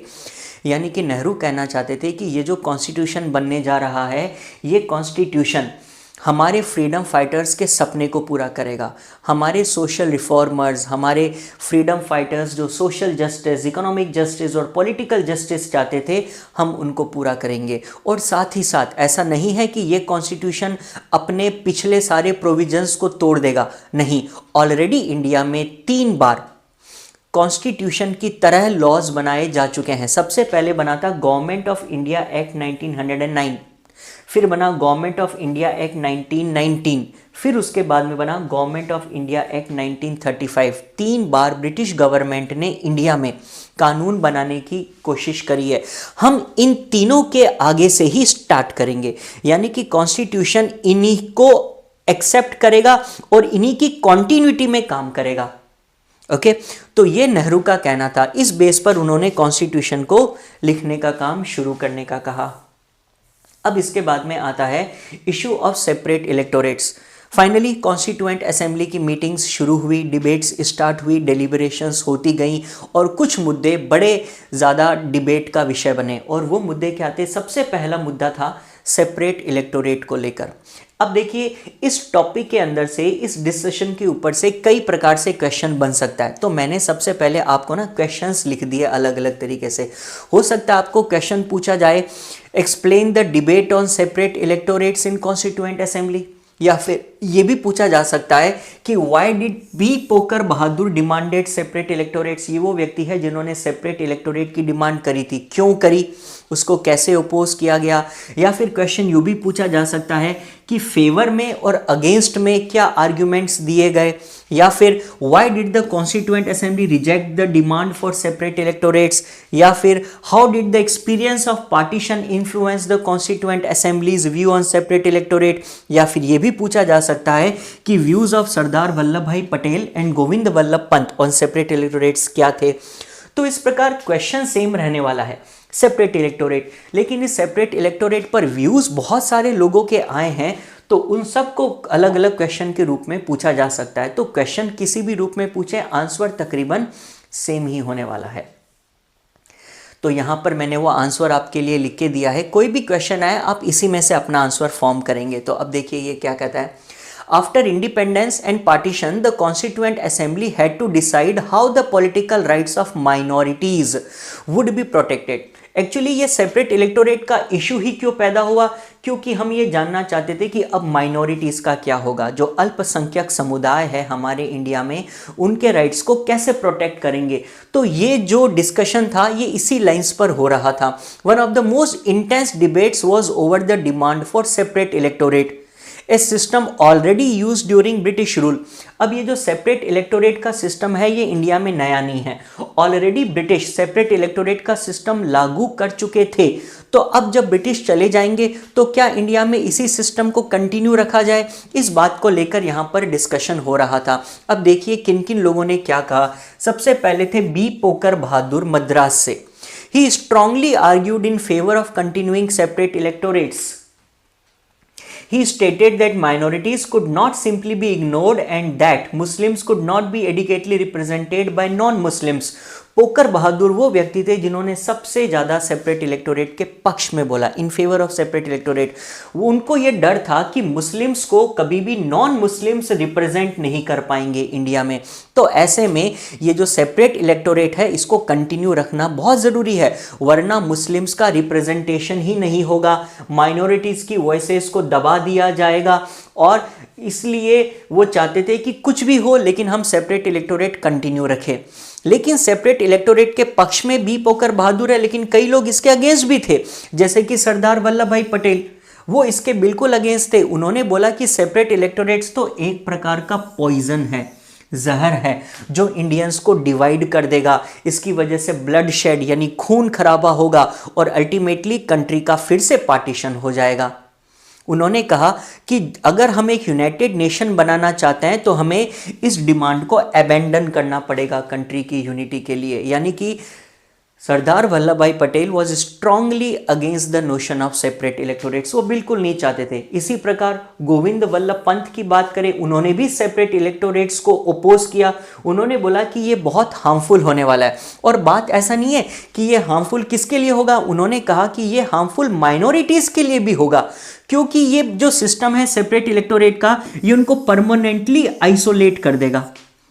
भाई ब्रिटिश के चले जाने के बाद में माइनॉरिटीज़ और मेजॉरिटी पॉपुलेशन एक दूसरे के साथ में मिलजुल कर रहे, लेकिन ऐसे में अगर हमने माइनॉरिटीज़ को अलग से अपना इलेक्टोरेट दे दिया, सेपरेट कर दिया, तो फिर तो वो हमेशा के लिए आइसोलेट हो जाएंगे, फिर वो कभी इंटीग्रेट होने की कोशिश भी नहीं करेंगे मेजॉरिटी पॉपुलेशन में। इसीलिए उनके अकॉर्डिंग सेपरेट इलेक्टोरेट बहुत बड़ा थ्रेट था।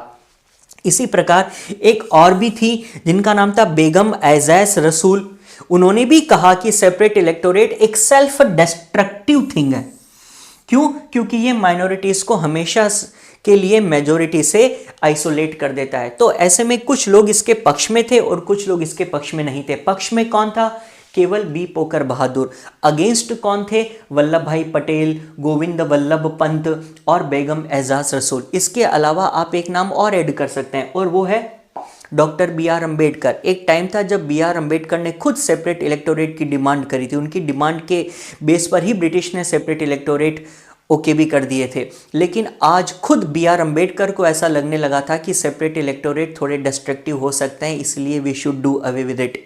तो ये बेसिकली 4 वॉइसेस है जो हमने पढ़ी। फिर इस सारी डिबेट का परिणाम क्या निकला? कॉन्स्टिट्यूएंट असेंबली ने सेपरेट इलेक्टोरेट को रिजेक्ट कर दिया और उन्होंने कहा कि हम सेपरेट इलेक्टोरेट नहीं रखेंगे, लेकिन इसका मतलब ये नहीं है कि हम उनकी सुरक्षा के लिए कुछ काम नहीं करेंगे। हम उन्हें दूसरे सेफगार्ड्स देंगे, जैसे कि fundamental rights, equality before law, reservation of seat for disadvantaged group.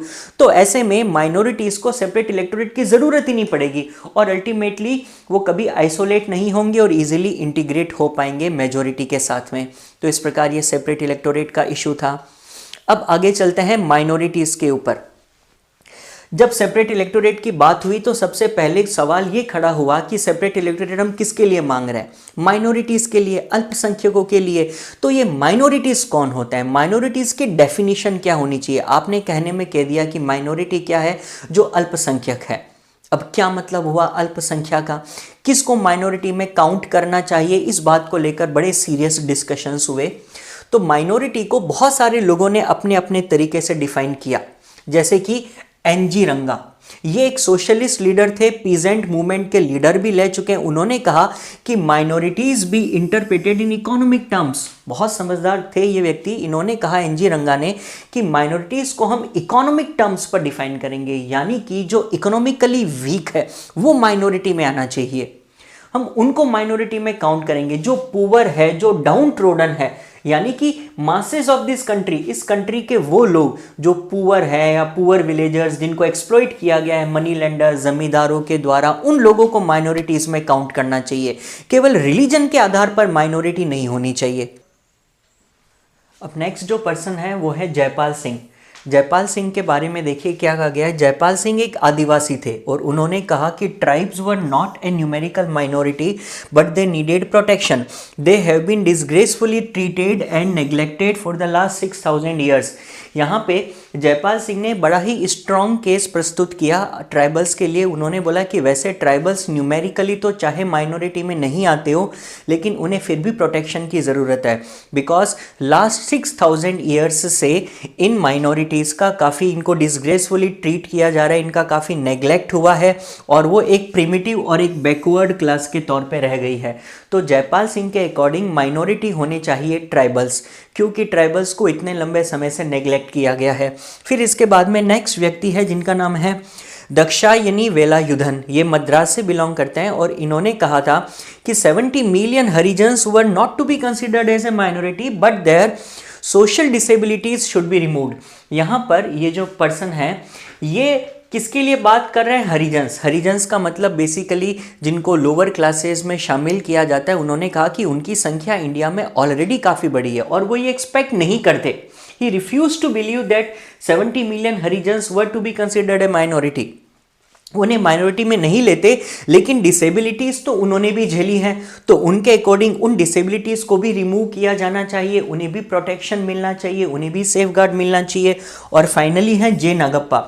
जे नागप्पा मद्रास से बिलोंग करते थे और उन्होंने डिप्रेस्ड कास्ट के लिए बोला, यानी वो जातियाँ जो नीची जातियों में गिनी जाती हैं, न्यूमेरिकली वो भी एक माइनॉरिटी नहीं है, लेकिन वो इंडिया की पॉपुलेशन का काफ़ी बड़ा पार्ट है। 20 to 25% उन लोगों के टोटल नंबर है, बट स्टिल उन्होंने भी हमेशा सिस्टमेटिक मार्जिनलाइजेशन फील किया है, यानी कि धीरे धीरे समाज में उनको एक मार्जिन पर, एक हाशिए पर ला खड़ा किया। उन्हें कभी मेन स्ट्रीम में, समाज की मुख्य धारा में शामिल होने का मौका नहीं मिला।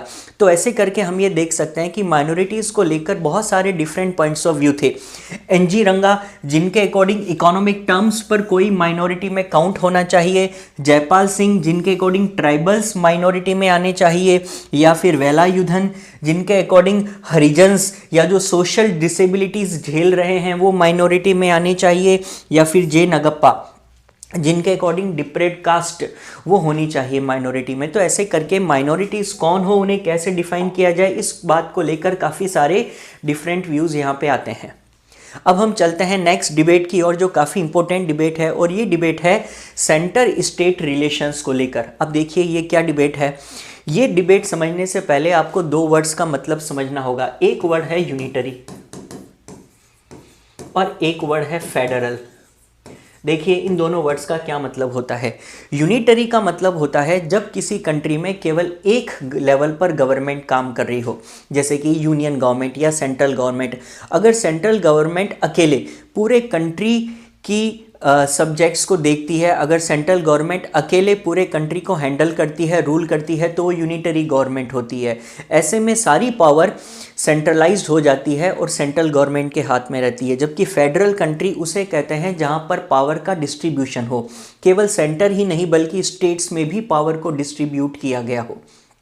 तो यानी एक कंट्री जहां पर स्टेट गवर्नमेंट अलग हो, सेंट्रल गवर्नमेंट अलग हो, और सेंटर के पास अपने खुद के कुछ सब्जेक्ट्स हो जिनके ऊपर वो लेजिस्लेट कर सके, और स्टेट्स के पास अपने अलग सब्जेक्ट्स हो, तो उसे फेडरल कंट्री कहते हैं। यहाँ पर इक्वल डिस्ट्रीब्यूशन देखने को मिलता है। और यूनिटरी कब हो जाएगी? जब केवल सेंटर के पास सारी पावर्स रहती है, स्टेट्स के पास बेसिकली कानून बनाने की कोई पावर ना हो। तो जब कॉन्स्टिट्यूशन बन रहा था तो हमने ये तय किया कि इंडिया को हम लोग एक फेडरल कंट्री का दर्जा देंगे। फेडरल कंट्री कैसे? इंडिया एक ऐसा कंट्री होगा जहां पर states as well as centre दोनों के पास में पावर्स रहेंगी। लेकिन प्रॉब्लम ये थी कि जब हमने कॉन्स्टिट्यूशन बनाना शुरू किया तो हमें ऐसा लगा कि हमें सेंटर और स्टेट में इक्वल डिस्ट्रीब्यूशन ऑफ पावर नहीं रख के सेंटर को थोड़ी सी ज़्यादा पावर देनी चाहिए। कुछ ऐसे सब्जेक्ट्स हैं जो नेशनल इंपॉर्टेंस के हैं, वो हमें केवल सेंटर को देने चाहिए, स्टेट को वो पावर्स नहीं देनी चाहिए। अगर सेंटर स्ट्रांग रहेगा स्टेट से ज़्यादा तो ऐसे में सेंटर कंट्री को यूनाइट रख पाएगा। और वैसे भी इंडिया ने इतना बुरा दौर देखा था, इतने दंगे देखे थे, पार्टीशन होते हुए देखा था, तो ऐसे में सबको लगता था कि अगर सेंटर ज़्यादा पावरफुल होगा तो कंट्री की प्रोटेक्शन ज़्यादा अच्छे से हो पाएगी। तो इस वजह से इंडिया के कॉन्स्टिट्यूशन को एग्जैक्टली फेडरल नहीं कहा जा सकता, बिकॉज हमने सेंटर को ज़्यादा पावर दी, स्टेट को कम पावर दी। अब इस टॉपिक से कई सारे क्वेश्चंस बन सकते हैं, जैसे कि क्या क्या आर्गुमेंट्स दिए गए डिस्ट्रीब्यूशन ऑफ पावर को लेकर, या फिर कॉन्स्टिट्यूशन के मेकर्स ने स्ट्रॉन्ग सेंटर के लिए कैसे फेवर किया, या फिर आप ये कह सकते हो क्या हमारे कॉन्स्टिट्यूशन में एक प्रकार का बायस है, यानी कि पक्षपात दिखता है जिसमें यूनियन को ज़्यादा पावर दी गई है, या फिर वो 3 लिस्ट कौन सी थी, या फिर हम ये कह सकते हैं कि सेंटर को क्या हमने ओवरलोड कर दिया है इतनी पावर देकर। तो ये क्वेश्चन कई प्रकार से पूछा जा सकता है, हम यहाँ पर डायरेक्टली आंसर को डिस्कस करेंगे। तो क्वेश्चन इनमें से कुछ भी बने, आंसर इसका तकरीबन सेम होगा। तो सबसे पहले हम लोग बात करते हैं सेंटर स्टेट रिलेशंस की। अगर आपको एग्जाम में क्वेश्चन पूछा जाता है कि how can you prove centre is stronger than the states, centre की और पावर डिस्ट्रीब्यूशन में बायस देखने को मिलता है, आप ये कैसे प्रूव करेंगे? तो आपको ये सारे पॉइंट्स मेंशन करते हैं, ये पॉइंट्स प्रूव करते हैं कि सेंटर ज़्यादा पावरफुल है। अब देखिए, ये one of the most debated topics था, और इस टॉपिक में हमने क्या देखा, हमने सबसे पहले जो ड्राफ्ट कॉन्स्टिट्यूशन प्रिपेयर करा था उसमें जितने भी सब्जेक्ट्स होते हैं जिनके ऊपर लेजिस्लेट किया जा सकता है, जितने भी ऐसे विषय हैं जिनके ऊपर कानून बनाया जा सकता है, उनको हमने 3 भागों में बांट दिया, यूनियन लिस्ट, स्टेट लिस्ट और कंकरेंट लिस्ट। यूनियन लिस्ट में वो सारे सब्जेक्ट्स आते हैं जिनके ऊपर कानून बनाने का हक केवल सेंट्रल गवर्नमेंट को है। स्टेट लिस्ट में वो सारे सब्जेक्ट्स आते हैं जिन पर कानून बनाने का हक केवल स्टेट्स को है, यानी कि यूनियन के पास अपने पावर्स हैं, स्टेट के पास में अपनी पावर है। हमने एक तीसरी लिस्ट और बनाई जिसका नाम था कंकरेंट लिस्ट। कंकरेंट लिस्ट में वो सारे सब्जेक्ट्स आते हैं जिनके ऊपर लेजिस्लेट करने की पावर सेंटर को भी है और स्टेट को भी है, यानी कि इसमें जो भी सब्जेक्ट्स मेंशन्ड है वो शेयर्ड रेस्पॉन्सिबिलिटी है सेंटर की और स्टेट की। तो ऐसे में अगर हम देखेंगे तो एक लिस्ट यूनियन की, एक लिस्ट स्टेट की, और कंकरेंट में भी स्टेट और सेंटर दोनों की इक्वल रेस्पॉन्सिबिलिटी है। तो ऐसे में तो देखा जाए तो ये तो फेडरल वाली बात हो गई, क्योंकि पावर डिस्ट्रीब्यूशन इक्वल दिख रहा है। लेकिन प्रॉब्लम यह है कि many more items were placed under exclusive union control then in other federations. हमने इंडिया में जो यूनियन लिस्ट बनाई थी उस यूनियन लिस्ट में नंबर ऑफ सब्जेक्ट्स ज़्यादा रखे हैं स्टेट के बजाय, यानी कि यूनियन लिस्ट की रेस्पॉन्सिबिलिटी ज़्यादा हो गई। तो इसका मतलब ये हुआ कि यूनियन और सेंटर में से झुकाव यूनियन की तरफ है। और दूसरी बात, जो कंकरेंट लिस्ट है इसमें भी हमने बहुत सारे सब्जेक्ट्स डाल दिए। स्टेट्स चाहते थे कि स्टेट लिस्ट में सब्जेक्ट्स के अलावा कंकरेंट लिस्ट के सब्जेक्ट भी स्टेट को दे दिए जाए, लेकिन हमने क्या किया, बहुत सारे सब्जेक्ट कंकरेंट लिस्ट में डाल दिए ताकि ज़रूरत पड़ने पर सेंटर भी लेजिस्लेट कर सके। और आप ऑलरेडी ये बात जानते हैं कि अगर कभी भी कंकरेंट लिस्ट के किसी सब्जेक्ट पर यूनियन गवर्नमेंट ने भी कानून बना दिया और स्टेट गवर्नमेंट ने भी कानून बना दिया, तो ऐसे में सेंटर गवर्नमेंट के कानून को प्राथमिकता दी जाएगी, यानी कि कंकरेंट लिस्ट में भी ज़्यादा पावरफुल यूनियन है। तो ऐसे में आप देख सकते हो कि ये बायस है। एक तो यूनियन लिस्ट के नंबर ऑफ सब्जेक्ट्स ज़्यादा हैं, स्टेट लिस्ट के कम है, और कंकरेंट लिस्ट में भी बहुत सारे सब्जेक्ट है जिसमें सेंटर की ज़्यादा चलेगी। तो ऐसे में ओवरऑल देखा जाए तो सेंटर तो पावरफुल हो गया। तो एक तो ये बात यहाँ पर प्रूव हो गई। दूसरी चीज़, हमने यूनियन को सभी मिनरल्स और की इंडस्ट्रीज़ भी दे दी, यानी कि इंडिया में जहाँ पर भी मिनरल्स पाए जाते हैं या जो भी की इंडस्ट्रीज़ है, iron and steel industry, coal industry, उनके ऊपर सेंटर का रूल रहेगा। ये एक और पॉइंट। और फिर हमने बनाया आर्टिकल 356, बड़ा ही डेंजरस आर्टिकल है। आर्टिकल 356 ये कहता है कि अगर कभी भी स्टेट के गवर्नर ने एक नेगेटिव रिपोर्ट दी स्टेट को लेकर। अब देखो ये सिचुएशन कैसे बनती है, मैं आपको पूरा एक्सप्लेन करता हूँ। किसी भी स्टेट में अपनी खुद की गवर्नमेंट होती है, वहाँ पर एक चीफ मिनिस्टर होता है और सेंट्रल गवर्नमेंट एक पर्सन को गवर्नर अपॉइंट करके उस स्टेट में अपनी ओर से भेज देती है। अगर ये गवर्नर उस स्टेट में जाने के बाद में कभी भी ये कहता है कि स्टेट की गवर्नमेंट अच्छे से काम नहीं कर रही या स्टेट की गवर्नमेंट कॉन्स्टिट्यूशन के अकॉर्डिंग स्टेट को नहीं चला पा रही, तो वो एक लेटर लिखता है सेंट्रल गवर्नमेंट को और सेंट्रल गवर्नमेंट को कहता है कि आप इस स्टेट को भंग कर दो, यहाँ की गवर्नमेंट को डिसोल्यूट कर दो और आप इसकी पावर्स अपने पास ले लो। अब आर्टिकल 356 में ये चीज़ मेंशन है, यानी कि अगर कभी भी गवर्नर ने सेंट्रल गवर्नमेंट को रेकमेंड किया कि वो स्टेट की गवर्नमेंट को बर्खास्त करके उसकी पावर अपने हाथ में ले ले, तो सेंट्रल गवर्नमेंट ऐसा कर सकती है। तो ऐसे में स्टेट की डेमोक्रेटिकली इलेक्टेड गवर्नमेंट खत्म हो जाएगी और सारी पावर चली जाएगी सेंटर को, यानी कि सेंटर अब किसी भी स्टेट के एडमिनिस्ट्रेशन को टेक ओवर कर सकता है। इस आर्टिकल का यूज़ करके अगेन हमने सेंटर को पावरफुल बना दिया। और फिर हमने कॉन्स्टिट्यूशन में एक बड़ा ही कॉम्प्लेक्स सा फिस्कल फेडरलिज्म का पॉइंट ऐड किया। फिस्कल फेडरलिज्म का मतलब फेडरलिज्म यानी डिस्ट्रीब्यूशन ऑफ पावर और फिस्कल का मतलब पैसों के लेन देन से जुड़ी। यहां भी हमने सेंटर को ज़्यादा पावर दी। कैसे? किसी भी कंट्री में सबसे ज़्यादा टैक्स कलेक्शन किस चीज़ का होना चाहिए? कस्टम ड्यूटीज़ का और कंपनी टैक्स या कॉरपोरेट टैक्स का। तो कस्टम ड्यूटीज़ और कॉरपोरेट टैक्स का जो भी पैसा इकट्ठा होता है वो सारा पैसा डायरेक्टली सेंटर को जाएगा, सेंटर सारी प्रोसीड अपने पास रखेगा। फिर इसके बाद में ज़्यादा पैसा कहाँ से आ सकता है? इनकम टैक्स से और एक्साइज ड्यूटी से। ये पैसा सेंटर के पास में जाएगा, लेकिन सेंटर इस पैसे को शेयर करेगा स्टेट के साथ। यानी कि ये वाले जो टैक्स है, कस्टम ड्यूटी और कंपनी टैक्स, ये पूरी तरीके से सेंटर के पास में रहेंगे, सेंटर ही इनको खर्च करेगा। और इनकम टैक्स और एक्साइज ड्यूटी जैसे टैक्स को लेगा सेंटर, लेकिन उसे स्टेट के साथ में शेयर करेगा। अब इस हिसाब से देखा जाए तो ज्यादा बड़े टैक्स की कलेक्शन किसके पास में गई? सेंटर के पास। स्टेट के पास में तो इनकम टैक्स तक भी नहीं आया, वो सेंटर ने लिया। हाँ, वो शेयर जरूर करेंगे, लेकिन ये तो सेंटर पर डिपेंड करता है कि वो स्टेट के साथ में कितना परसेंट शेयर करेगा। फिर इसके साथ एक प्रॉब्लम, जब स्टेट्स ने बोला कि फिर हमारे पास में क्या रिसोर्सेज रह जाएंगे, तो उनके लिए क्या रिसोर्स दिए गए? उन्हें कहा गया कि एस्टेट ड्यूटीज या फिर कुछ टैक्स जैसे कि लैंड एंड प्रॉपर्टी टैक्स, या फिर ये जो टैक्स ऑन बॉटल्ड लिकर, शराब की बोतल पर जो टैक्स लगता है, ये सारे टैक्स स्टेट को मिलेंगे। हाँ, ये मानते हैं कि जैसे बोटल्ड लिकर पर जो टैक्स है काफ़ी प्रॉफिटेबल है, ये स्टेट को मिले। बट आप देखिए मेजरली टैक्स किसको चले गए? सेंटर को। बड़े टैक्स सारे सेंटर के पास में है टैक्स कलेक्शन, और इनकम टैक्स, एक्साइज ड्यूटी जैसे टैक्स भी सेंटर को जा रहे हैं। वो शेयर अपनी मर्जी से स्टेट के साथ में करेगा और स्टेट के पास में हमने केवल कुछ ही टैक्स रख छोड़े। तो ऐसे में क्लियरली आप ये बात देख सकते हैं कि सेंटर को ज़रूरत से ज़्यादा पावर दी गई है। सेंटर के पास में मैक्सिमम टैक्स कलेक्शन जा रहा है, सेंटर के पास में ज़्यादातर पैसा जा रहा है, और स्टेट्स काफ़ी हद तक यहाँ पर सेंटर के कंपैरिजन में लेस पावरफुल रह गए। तो ये पॉइंट्स प्रूव करते हैं कि हमने सेंटर को ज़्यादा स्ट्रॉन्ग बनाया है। अब इसके बाद में देखिए, जब इस बात पर काफ़ी बहस छिड़ी तो सेंटर और स्टेट की रिलेशन को लेकर बहुत लोगों ने अपने व्यूज़ दिए। अब यहाँ पर हम लोग पर्टिकुलरली इन 6 व्यूज़ की बात करेंगे, जिसमें से 2 व्यक्ति हैं। एक तो है के संथानम और एक है ए रामास्वामी मुदलियार।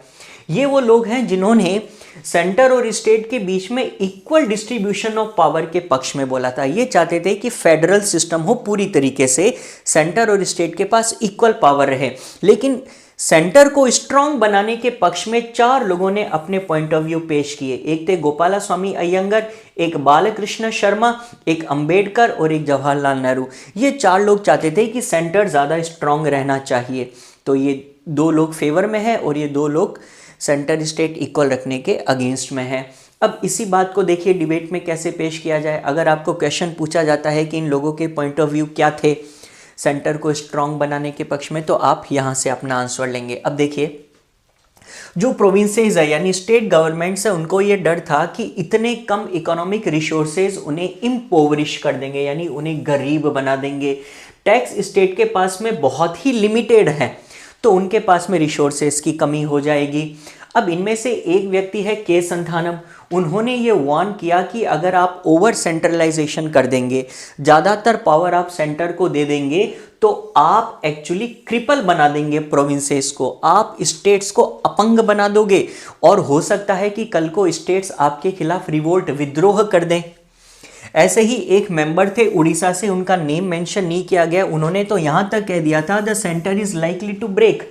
इतनी ज़्यादा रेस्पॉन्सिबिलिटी सेंटर को दे देने से सेंटर का कोई भला नहीं होगा, बल्कि सेंटर तो ऑपरेट भी नहीं कर पाएगा ठीक से, लाइकली टू ब्रेक है, वो टूट जाएगा किसी दिन।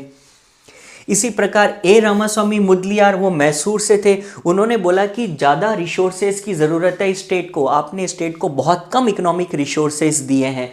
तो ऐसे में संथानम, ये उड़ीसा के मेंबर, और रामास्वामी मुदलियार, ये लोग चाहते थे कि ज़्यादा पावर स्टेट्स को मिले। अभी जो मिली है वो इनएडिकेट है, और पावर देने की ज़रूरत है। लेकिन वहीं पर कुछ लोग बिल्कुल different point of view, Gopala Swami Ayyangar, उन्होंने अपील करी कॉन्स्टिट्यूएंट असेंबली के कि centre should be made as strong as possible. ये चाहते थे कि सेंटर को अभी भी कम मिली है पावर, इतनी मिलने के बावजूद जितना हो सके उसे और स्ट्रांग बनाओ, क्योंकि एक स्ट्रांग और यूनाइटेड सेंटर ही कंट्री का वेलबींग प्लान कर सकता है। इसी प्रकार बालकृष्ण शर्मा ने भी स्ट्रांग सेंटर के फेवर में बोला। उन्होंने बोला कि अगर सेंटर मोबिलाइज कर पाए रिसोर्सेज को, तो इससे क्या होगा, एक स्ट्रांग डिफेंस मिलेगा हमें एग्रेसर्स के खिलाफ, तभी ये कंट्री प्रोटेक्टेड रह पाएगा अगर सेंटर पावरफुल है। या फिर अंबेडकर ने भी ये डिक्लेयर किया कि एक स्ट्रांग और यूनाइटेड सेंटर होना बहुत ज़रूरी है। उन्होंने लोगों को याद कराया, उन्होंने बोला कि आप याद करो कितने रायट्स हुए हैं, कितना वायलेंस हुआ है ऑलरेडी। अगर सेंटर पावरफुल नहीं होगा तो इस कंट्री के फिर से टुकड़े हो जाएंगे। इस कम्युनल फ्रेंजी को स्टॉप करने के लिए सेंटर को पावरफुल रहना ज़रूरी है। और फाइनली जवाहरलाल नेहरू तो हैं ही हैं, उन्होंने तो ऑलरेडी कह दिया था इसकी कंट्री के इंटरेस्ट के लिए इंजूरियस हो जाएगा अगर एक वीक सेंट्रल अथॉरिटी रही तो ऐसे में सेंटर को स्ट्रांग बनाना पीस इंश्योर करने के लिए बहुत ज़्यादा ज़रूरी है। तो फाइनली इन लोगों ने इतना बोला और फाइनली उसका नतीजा क्या निकला, नतीजा ये निकला कि हमने एक्सेप्ट कर लिया कि centre should be as strong as possible. और आज भी इंडिया का जो सिस्टम है वो फेडरल नहीं बल्कि क्वाजी फेडरल है। क्वाजी फेडरल का मतलब हम पूरी तरीके से फेडरल नहीं है, हम लोग एक प्रकार से हाफ फेडरल है। वाई? बिकॉज हम लोगों के यहाँ पर सेंटर और स्टेट में देखा जाए तो सेंटर को हमने ज़्यादा पावर्स दे रखी है स्टेट के बजाय। ये पॉइंट्स थे जो यहाँ पर कहे गए। अब हम चलते हैं अगली कंट्रोवर्सी की ओर, जो कि है लैंग्वेज कंट्रोवर्सी। ये एक बहुत बड़ी कंट्रोवर्सी थी। देखो आपको पहले बेसिक्स बताता हूँ। इंडिया के आज़ाद होने से बहुत पहले ही महात्मा गांधी और कांग्रेस ये चाहते थे कि हम लोग जब इंडिया इंडिपेंडेंट हो जाएगा तो अपनी नेशनल लैंग्वेज के तौर पर चुनेंगे हिंदुस्तानी लैंग्वेज को, हिंदी को नहीं। अब देखिए, एक हिंदी एक लैंग्वेज है, लेकिन हिंदी से अलग एक लैंग्वेज होती है जिसे हिंदुस्तानी कहा जाता है। हिंदी लैंग्वेज होती है प्योर हिंदी, लेकिन हिंदुस्तानी लैंग्वेज प्योर नहीं है, वो एक प्रकार का मिक्सचर है। अगर आप हिंदी में उर्दू या पारसी के वर्ड्स मिला दें या फिर रीजनल लैंग्वेजेस के ज़्यादा प्रचलन में आने वाले वर्ड्स मिला दें तो वो बन जाती है हिंदुस्तानी। तो Hindustani language is a blend, it's a composite language, इसमें कई भाषाओं का मिक्सचर है, इसीलिए हिंदुस्तानी लैंग्वेज ज़्यादा रिप्रेजेंटेटिव है। तो अगर हम इंडिया की नेशनल लैंग्वेज के तौर पर हिंदी को नहीं बल्कि हिंदुस्तानी को चुने तो ज़्यादा लोग इससे रिलेट कर पाएंगे। इनिशियली इंडिया का ये स्टैंड था, लेकिन कॉन्स्टिट्यूएंट असेंबली में कुछ मेंबर्स ने कहा कि हमें हिंदुस्तानी नहीं बल्कि प्योर हिंदी को नेशनल लैंग्वेज का दर्जा देना चाहिए। इस बात पर बहुत सारी लड़ाई हो गई, क्योंकि बहुत मेंबर्स ऐसे थे जो हिंदी के पक्ष में नहीं थे।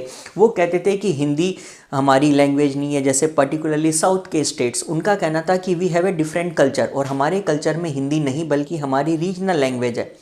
हिंदुस्तानी के लिए सब लोग एग्री हो जाते, लेकिन हिंदी के लिए बहुत सारे मेंबर्स एग्री नहीं होते। तो ऐसे में कई क्वेश्चन यहाँ पर बनते हैं कि ये लैंग्वेज कंट्रोवर्सी क्या थी, या क्वेश्चन ऑफ नेशनल लैंग्वेज कैसे इंटेंस डिबेट का इशू बन गया, क्या आर्ग्यूमेंट्स फॉर और अगेंस्ट दिए गए, इस लैंग्वेज इशू को रिजॉल्व कैसे किया गया, और ये सारी चीज़ें। महात्मा गांधी कैसे हिंदुस्तानी को सपोर्ट करते थे। तो क्वेश्चन किसी भी रूप में पूछा जाए आंसर सेम ही होंगे।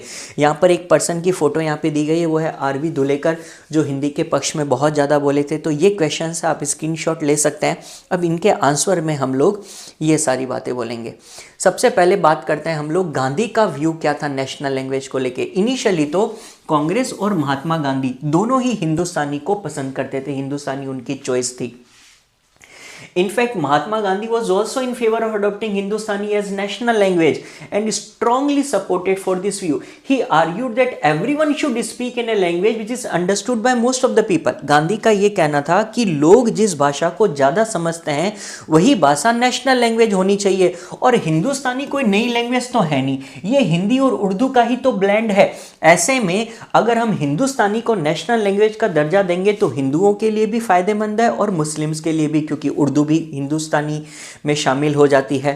तो ऐसे में इनका यह कहना था। लेकिन एक ऐसे व्यक्ति थे जिनके बारे में अभी हमने देखा था, आरवी धुलेकर, जिनकी ये पिक यहाँ पे दी गई है। आरवी धुलेकर हिंदुस्तानी के बिल्कुल पक्ष में नहीं थे, वो स्ट्रांगली चाहते थे कि प्योर हिंदी को अपनाना चाहिए। धुलेकर ने तो ये तक कह दिया कि अगर किसी को प्योर हिंदी नहीं आती तो वो यहाँ से उठ के चले जाए, उन्हें यहाँ पे रहने का ही हक नहीं है असेंबली में, वो यहाँ क्या कर रहे हैं, और हिंदी को ही नेशनल लैंग्वेज का दर्जा मिलेगा। तो Dhulekar pleaded in favour of Hindi for adopting it as the national language. वो यूनाइटेड प्रोविंस के एक लीडर थे। उन्होंने कहा कि हिंदी को कॉन्स्टिट्यूशन मेकिंग के लिए भी यूज करो। उन्होंने तो कह दिया, those who do not know Hindustani were not worthy to be the members of the constituent assembly. अब धुलेकर की ये बात बड़ी कंट्रोवर्शियल थी, क्योंकि बहुत सारे मेंबर साउथ रीजन से भी बिलोंग करते थे, उन्हें नहीं आती थी हिंदी लैंग्वेज। तो धुलेकर किसी को ये कैसे कह सकते हैं कि हिंदी नहीं आती तो आप लायक ही नहीं हो कॉन्स्टिट्यूएंट असेंबली में रहने के। Obviously it created a lot of controversy. इसी प्रकार एक थी मिसेस जी दुर्गाबाई। उन्होंने कहा कि उन्होंने वार्न किया, उन्होंने गवर्नमेंट को ये बोला कि मैं आपको बता दूं कि साउथ के स्टेट्स में हिंदी के अगेंस्ट बहुत ही ओपोजिशन चल रहा है। ऐसे में दुर्गाबाई ने तो ये तक कहा कि इनिशियली जब गांधी ने और कांग्रेस ने हिंदुस्तानी लैंग्वेज को अडॉप्ट करने की बात कही थी तो हम लोग एग्री थे, हम ओके थे, हम कर भी लेते, लेकिन आज अचानक से आपने हिंदुस्तानी लैंग्वेज को तो छोड़ दिया और आप लोग हिंदी लैंग्वेज के पीछे इतना पढ़ने लगे हो। तो ये हिंदी लैंग्वेज अगर आप हम पे ज़बरदस्ती थोपोगे तो इससे एंग्जाइटीज़ और फियर्स क्रिएट होंगे हमारे लोगों के बीच में, उन्होंने वार्न कर दिया था। इसी प्रकार है शंकरराव देव, वो भी एक कांग्रेसमैन थे, महात्मा गांधी के फॉलोअर थे। उन्होंने भी यही कहा कि हिंदुस्तानी मुझे एक्सेप्टेड है, हमने मान लिया था, लेकिन अगर आप हिंदी के पक्ष में आर्ग्यू करोगे तो इससे आप हमारे फियर्स को रेस कर दोगे। एक थे टी रामालिंगम चेट्टियार मद्रास से। उन्होंने भी बोला कि आप हिंदी को बहुत एग्रेसिवली मत पुश कीजिए, अगर ज़बरदस्ती हम पे हिंदी को थोपोगे तो क्या होगा। आपको क्या करना चाहिए, आपको म्यूचुअल एडजस्टमेंट चलना चाहिए, आप कभी थिंग्स को फोर्स मत करो लोगों पर। तो इनका कहना था चेट्टियार का कि अगर ज़बरदस्ती हम पे हिंदी आरोपित करोगे तो इससे फिर लड़ाइयाँ होंगी आगे जाकर। तो हम या तो हिंदुस्तानी के पक्ष में हैं या फिर आप हम पे हिंदी इम्पोज मत करो। तो ये सिचुएशन तो बड़ी टेंस हो गई। तो हम लोग खुद कंफ्यूज्ड थे कि अब क्या किया जाए, क्योंकि एक पक्ष ऐसा है धुलेकर जैसे जो हिंदी के पक्ष में है और कई लोग ऐसे हैं जो हिंदुस्तानी के पक्ष में हो सकते हैं लेकिन हिंदी नहीं चाहते नेशनल लैंग्वेज के तौर पे। तो इस कंट्रोवर्सी को सॉल्व करने के लिए कॉन्स्टिट्यूएंट असेंबली ने एक बड़ा ही इंटेलिजेंट स्टेप उठाया। उन्होंने क्या किया, उन्होंने इस मुद्दे को फिलहाल के लिए एक बार रोक दिया और उन्होंने एक लैंग्वेज कमेटी फॉर्म करी और लैंग्वेज कमेटी को ये जिम्मेदारी सौंप दी कि आप तय करके हमें बताओ कि आगे हमें क्या करना है। तो लैंग्वेज कमेटी ने इस इशू पर काम किया और उन्होंने एक रिपोर्ट पेश करी, the report of language committee, और उन्होंने कॉम्प्रोमाइज़ का तरीका अपनाया। लैंग्वेज कमेटी नहीं चाहती थी कि लैंग्वेज की बात पर लोग फिर से दंगे करने लग जाएं, लड़ने लग जाएं। तो उन्होंने एक बड़ा ही अच्छा कॉम्प्रोमाइज़ फार्मूला पेश किया। उन्होंने बोला कि इंडिया में हम हिंदी लैंग्वेज को नेशनल लैंग्वेज का दर्जा देंगे ही नहीं, लड़ाई की जड़ ही ख़त्म कर देते हैं। हिंदी को नेशनल लैंग्वेज कभी नहीं बोला जाएगा, हम हिंदी को ऑफिशियल लैंग्वेज का दर्जा देंगे। ऑफिशियल लैंग्वेज तो हो सकती है, आधिकारिक तौर पर यह लैंग्वेज गवर्नमेंट अपने कामकाज में यूज़ करेगी, लेकिन नेशनल लैंग्वेज नहीं रहेगी। क्यों कि जब कोई लैंग्वेज नेशनल लैंग्वेज बन जाती है तो फिर एजुकेशन सिलेबस सब उसी लैंग्वेज में प्रिपेयर होने लगता है, गवर्नमेंट भी उसी लैंग्वेज का यूज़ करती है कम्युनिकेशन के लिए। तो हम नहीं रखते कोई भी नेशनल लैंग्वेज, ऑफिशियल लैंग्वेज बना देंगे। और जब तक इंडिया में ब्रिटिश थे हमारी ऑफिशियल लैंग्वेज इंग्लिश थी, क्योंकि ब्रिटिश इंग्लिश लैंग्वेज का यूज़ करते थे गवर्नमेंट के कामकाज के लिए। तो लैंग्वेज कमेटी ने बोला कि हम इंग्लिश को भी ऑफिशियल लैंग्वेज बनाए रखते हैं और हिंदी को भी बनाए रखते हैं, और हम किसी को फोर्स नहीं करेंगे कि आप हिंदी सीखो। हम आपको 15 ईयर्स का टाइम देते हैं। अभी आपकी ऑफिशियल लैंग्वेज इंग्लिश है, 15 ईयर्स के दौरान आप धीरे धीरे करते ग्रेजुअली इसे सीख लो, फिर हम लोग धीरे धीरे बदल जाएंगे और हम ट्रांजिट कर जाएंगे हिंदी के ऊपर। तब तक के लिए दोनों ऑफिशियल लैंग्वेज रहेंगी, नेशनल लैंग्वेज कोई होगी ही नहीं। तो ये तो बहुत अच्छा फार्मूला था। फिर किसी को क्या प्रॉब्लम हो सकती है? तो फर्स्ट पॉइंट उन्होंने बोला कि हिंदी जो देवनागरी स्क्रिप्ट में लिखी जाती है वो ऑफिशियल लैंग्वेज रहेगी। दूसरा, transition from English to Hindi gradual होगा, एकदम से इंपोज नहीं किया जाएगा। फिर उन्होंने बोला कि फॉर द फर्स्ट 15 ईयर्स हम इंग्लिश को बने रहने देते हैं ऑफिशियल लैंग्वेज, 15 ईयर्स के बाद में धीरे धीरे ट्रांजिशन करके हिंदी पे आ जाएंगे। और सभी प्रोविंस को खुश करने के लिए एक बड़ा अच्छा पॉइंट बोला कि हर प्रोविंस को अलाउ किया जाता है कि वो अपनी रीजनल लैंग्वेज का यूज अपने ऑफिशियल वर्क में करें। हम किसी को फोर्स नहीं करेंगे हिंदी के लिए या इंग्लिश के लिए। आप चाहे तमिल हो या मलयाली रीजन में हो या फिर मराठी रीजन में हो, आप अपनी लैंग्वेज जो भी आपकी रीजनल लैंग्वेज है उसको आप यूज़ करो ऑफिशियल काम के लिए, कोई मनाही नहीं है। यानी कि अब से हिंदी एक ऑफिशियल लैंग्वेज है, नेशनल लैंग्वेज ही नहीं रहेगी। तो अब तो लड़ाई भी नहीं होनी चाहिए इस बात पर। सो ये क्लियर था कि लैंग्वेज कमेटी ने हिंदी को ऑफिशियल लैंग्वेज का दर्जा दिया, नेशनल का नहीं। इस बात पर जाकर थोड़े से इमोशंस शांत हुए और लड़ाई का मुद्दा खत्म हुआ। इस प्रकार ये बात आगे बढ़ी। फाइनली हमने हिंदी को ऑफिशियल लैंग्वेज, आज तक हिंदी ऑफिशियल लैंग्वेज है। और हमने पहले तो तय ये किया था कि इंग्लिश को फॉर 15 ईयर्स हम लोग नेशनल लैंग्वेज, इसको हम ऑफिशियल लैंग्वेज का दर्जा देंगे, लेकिन बाद में हमने इंग्लिश को आज तक कंटिन्यू किया हुआ है। तो आप देखिए कि इंग्लिश और हिंदी दोनों ऑफिशियल पर्पस से यूज़ ली जाती है और दोनों लैंग्वेज का यूज़ हम लोग कर रहे हैं, गवर्नमेंट्स भी, स्टेट गवर्नमेंट्स भी, और हर स्टेट को अलग से छूट है कि वो अपनी रीजनल लैंग्वेज का यूज़ करे। फाइनली इन सभी डिबेट्स के बाद में साइनिंग ऑफ द कॉन्स्टिट्यूशन होता है। कॉन्स्टिट्यूशन पे सभी मेंबर्स अपने साइन करते हैं जो कॉन्स्टिट्यूएंट असेंबली के मेंबर्स थे, और फिर कॉन्स्टिट्यूशन को अडॉप्ट कर लिया जाता है और 26 जनवरी को कॉन्स्टिट्यूशन पूरे कंट्री में लागू कर दिया जाता है। और यहीं पर आपका ये चैप्टर ख़त्म होता है। मैंने इसको काफ़ी इजी लैंग्वेज में कहने की कोशिश करी है। अगर आपको कोई डाउट्स है तो मुझसे कमेंट सेक्शन में पूछ सकते हैं। अगर आपको वीडियो अच्छा लगा तो भी आप मुझे अपना रेस्पॉन्स दीजिएगा। ये चैप्टर यहीं तक है और इसी के साथ आपकी तीनों बुक्स हिस्ट्री की ख़त्म होती हैं। इसमें मैंने काफ़ी इंपॉर्टेंट क्वेश्चंस कवर कर लिए, एंड अगर आप और भी कुछ डाउट्स लेके आते हैं तो I will be happy to help. Thank you so much.